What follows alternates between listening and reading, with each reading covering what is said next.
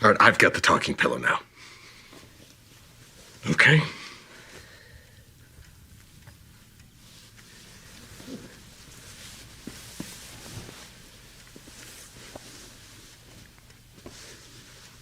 We all in this room, we love each other.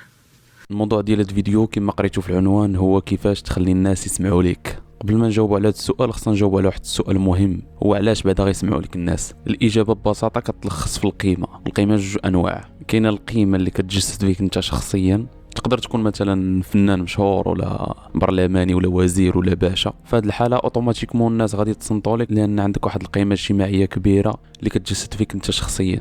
الحاله الثانيه هي تكون عندك القيمه في المحتوى اللي كتقول، ماشي فيك انت شخصيا في حد ذاتك. والناس في هذه الحاله غيكونوا محتاجين انهم يسمعوا داك المحتوى اللي كتقول بغض النظر على القيمه الاجتماعيه ديالك. بحال مثلا شي مستشار اقتصادي غادي لشي شركه قربت دير فايت، هو الوحيد اللي عنده الحل ديك الشركه، غيجلسوا الناس غادي تصنتوا ليه ويحلوا ودنيهم معاه حيت محتاجين يسمعوا داكشي اللي كيقول، وهو اللي عنده الحل بغض النظر على شكون هو وشنو القيمه الاجتماعيه ديالو.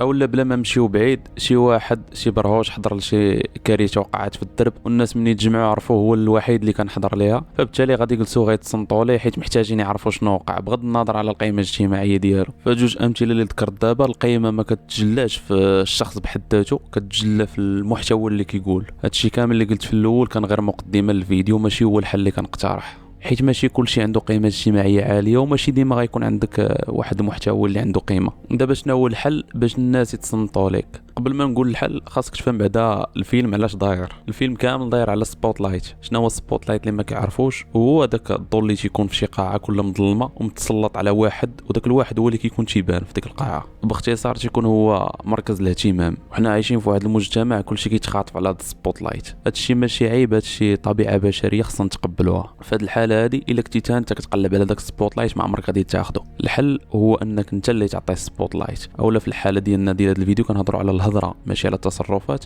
انت اللي غتعطي المايك للناس باش يهضروا. ودابا تقول لي انا قلت لك باغي نهضر والناس يسمعوني وانت كتقول لي نعطي الناس المايك باش يهضروا. الناس راه ما محتاجينش يسمعوك شنو كتقول، الناس راه محتاجين يبانوا.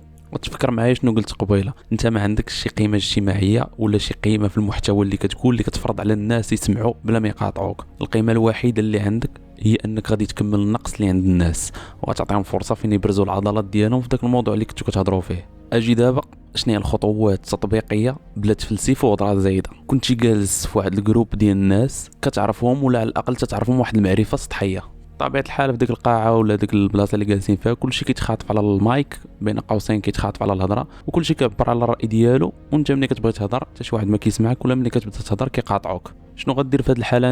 انت مريقل، انت ما غاديش تبقى تخاطب معاهم، انت غتمشي عندك الشخصيه البارزه اللي كاينه في داك الجروب واللي مسيطر على الحوار.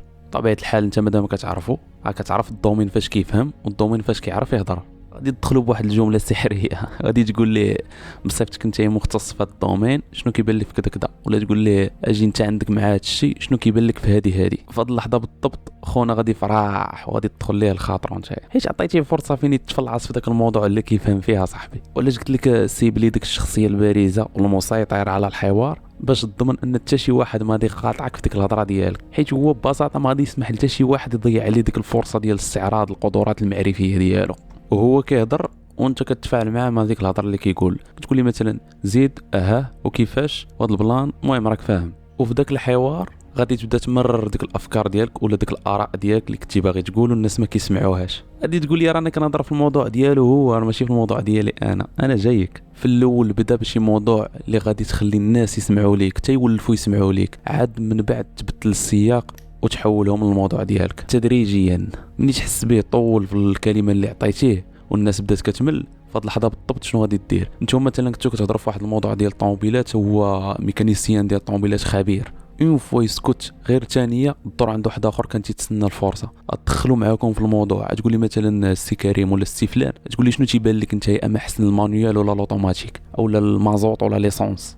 طبيعه الحال السي كريم غادي يفرح وغادي يقول لك مثلا المانيوال، غادي تقول لي علاش، يبدا يهضر يسالي السي كريم. دوز لواحد اخر كان ساكت ما قادرش يهضر، الدور عنده تقول ليه شفتك انت ساكت كما ما عندكش مع هاد الهيت ديال الطوموبيلات، يقول لك لا يبدا يهضر حتى هو يعطي الراي ديالو. في هذه الحاله انت وصلتي انك انت المتحكم في المايك، وانت اللي كتحط المايك لهذا وتسكت لهذا، وانت هما كيهضروا وانت كتفاعل معاهم وكتمرر الافكار ديالك. في هذه اللحظه تقدر تبدل الموضوع وتجبد شي سياق اخر اللي انت كتفهم فيه، ولكن انت هنايا ما غاديش تحاول تستحوذ على الهضره كامله، غادي تهضر واحد 30% وديك 70% اللي بقات تفرقها عليهم كاملين. مع المده الناس غادي يوليو غير يتسناوك غير امتى تهضر باش يتصنتوا عليك، حيت انت الوحيد اللي كتعطيهم المايك. كلشي كيتخاطف عليه ولكن انت الوحيد اللي كتعطيهم المايك باش يهضروا. دابا هاد الطريقه تستعملها مع الناس اللي كتعرف ولا على الاقل تعرفهم واحد المعرفه سطحيه. اجي دابا الناس اللي ما كتعرفهمش كاع اول مره تلاقى بهم، هذه خاصه فيديو بوحدها، ولكن غنعطيكم واحد الجمل سحريه كتخلي بنادم يحل ودني معاك ويتصنت. مثلا واحد الجروب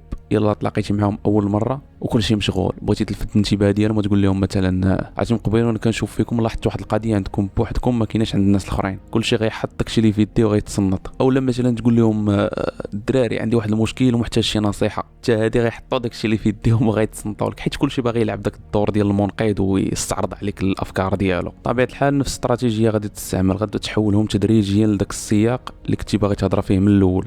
طبيعه الحال تقدر تبدل في الامثله اللي قلت، المهم وتكون فهمتي البرانسيب. هادشي تقدر تستعملو مع جروب وتقدر تستعملو مع واحد.